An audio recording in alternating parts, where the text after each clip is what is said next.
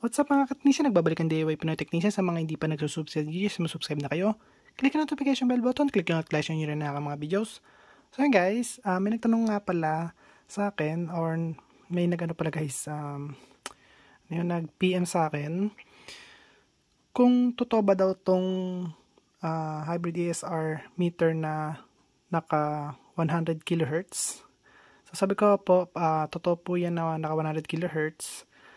At ano rin daw ang frequency ng sa backlight tester. So pakita natin siya guys para makita nyo rin. Okay, so hindi naman to pwede sa kanya ko lang papakita. So kailangan makita nyo rin kasi mas marami yung nanonood dito sa YouTube kaysa doon sa syempre sa pagka nag-PM lang kayo guys. So ayan, buksan natin.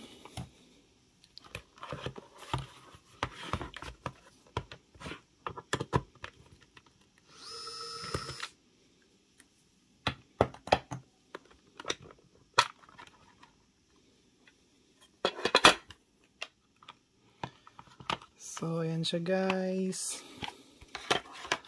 Para makita nyo lang din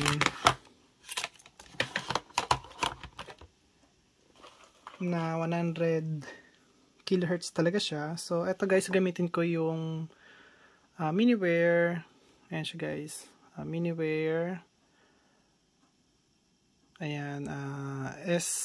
DS 2013. 21.3 or 213 na yan guys. DS 213 213. Ayan. So ito po guys ay mini oscilloscope ng digital oscilloscope ng Miniware. So ayan, on lang natin siya guys. Ayan. So ayan guys At patay muna natin yung ibang channel. Ayan guys, patayin ko muna to. Para isang channel lang yung gamitin natin. Ayan. And then dito tayo guys. Ayan. Okay. So power on muna natin to. Ayan guys. Lagyan natin yung negative sa negative. Or itong clip niya guys is negative. Ito kasi yung sa signal niya guys. So, lagyan natin siya sa negative. Ayan. Ayan guys. So, ayan, naka-on na yung ESR meter natin. So, pakita ko sa inyo yung frequency niya. So, dito guys, may test point ako eh. So, ayun, guys, ang test point ko. Wait lang. So, ayun. Nakita niyo yan? Yun lang yung test point ko para sa 100 kHz. Okay? So, nasa number 7 siya, guys. Pin number 7. Ayan. So, test natin siya.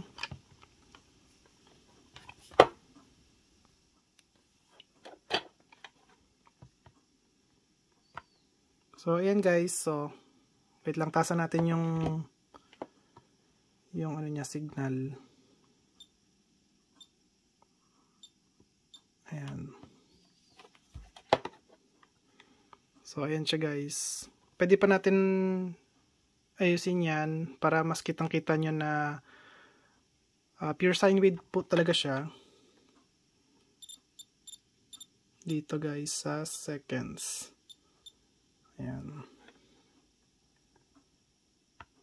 Ayan guys. So, pure sine wave talaga siya guys. Okay. So, sa baba, makita nyo, ayan o. Ito guys. Ito. Dito. Ito. Tignan nyo to. So, ayan. 104 pa nga yan guys eh. 104 kHz. Okay.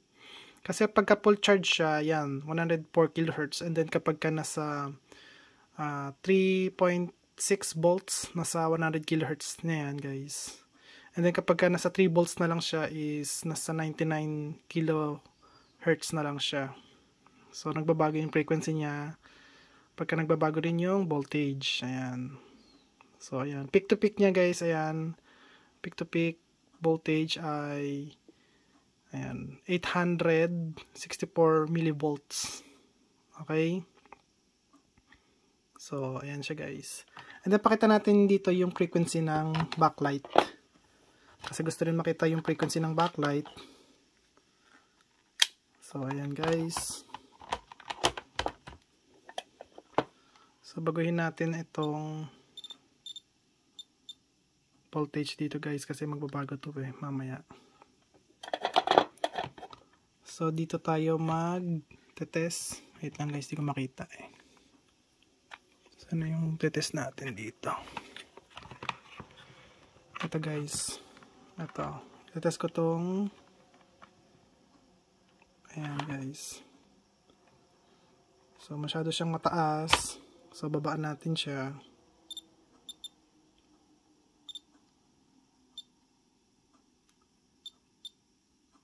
Ayan, siguro nasa 1 volt. Ayan guys. Wait lang. Yung trigger naman niya, kailangan na maayos yung trigger niya kasi guys kapag wala sa ayos yung trigger niya, hindi niya siya makikita ng maayos din. Ayan o, hindi kita ng maayos. So, ayusin natin yung trigger niya guys.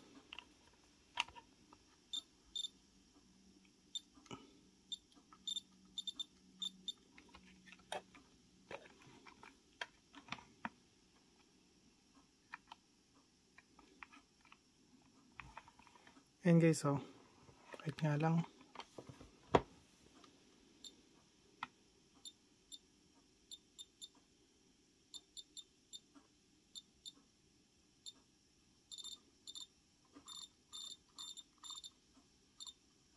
Ayan guys, so okay na. So yun yung ano niya, frequency niya. So 72.1 kHz or 72 kHz na lang guys. Ayan, nagbabago kasi yung ano niya Wait lang. Pagka hindi tama yung trigger nyo, ayan, magalaw siya guys. Pangit yung ano nyo.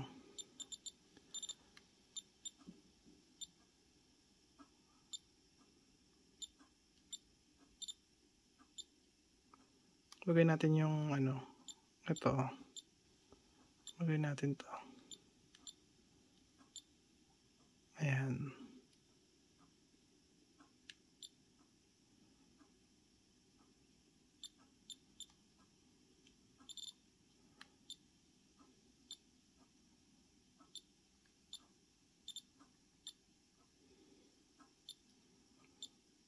Ayan guys, so ayan. Mas kitang kita na.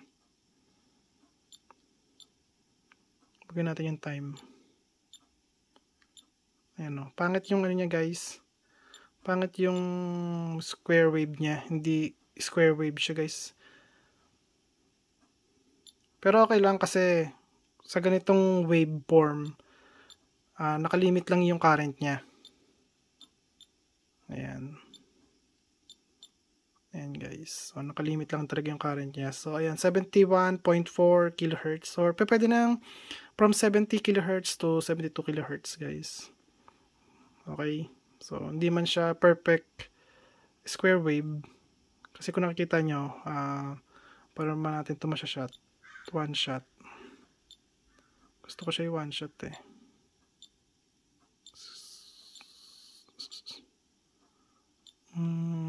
Ito sa auto natin one shot. Single. Ayan guys. Slow auto. Wala guys.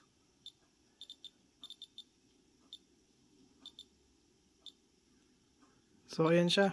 Yan ang waveform niya guys. Hindi talaga siya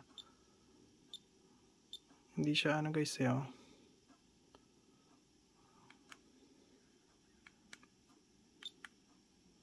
Ayan no.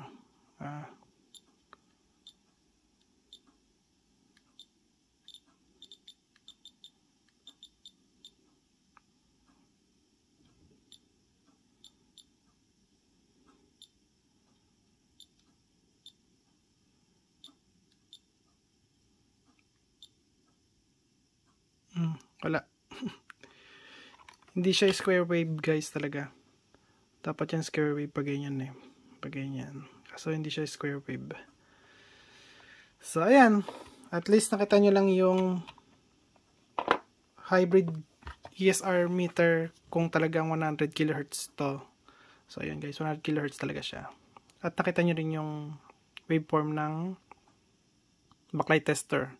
So, at least yung current niya sa output is hindi natataas ng mas mataas para masira lang yung LED kapag ka na-reverse polarity natin. So, kaya ang kagandahan dito sa ginawa kong circuit na to is kailangan ko lang na hindi masira yung LED kahit na ma-reverse polarity siya guys. Okay? So, ayan. So, ayan ang waveform niya guys. So, hindi natin mababago yung waveform na yan guys kasi yun talaga yung para dyan. Okay? So, ayan. At kung nagustuhan niyo ang video ko, huwag kalimutan mag-like, share, subscribe. Click notification bell button. Click nyo all guys. Bye. Peace.